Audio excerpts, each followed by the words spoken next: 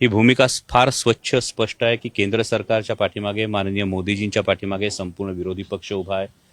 पाकिस्तानला धडा हा शिकवलाच पाहिजे ही प्रत्येकाची भावना आहे. पण सीमेवर हे युद्ध होत असताना आपण अंतर्गत एकजुटीनं एकमुठीनं देशाच्या आणि सरकारच्या पाठीमागं उभं राहणं ही आत्ताची काळाची गरज आहे.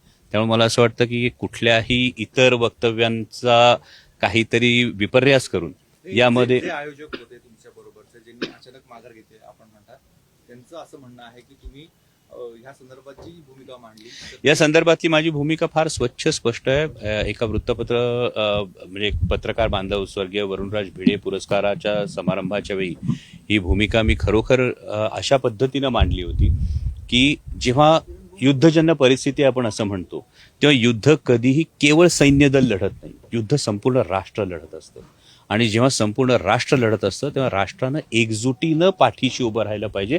जो काही निर्णय केंद्र सरकार घेईल. मागे तुम्ही मला या संदर्भामध्ये काही पत्रकार बांधवांनी प्रश्न विचारले तेव्हा मी सांगितलं ही राजकारण करण्याची वेळ नाही.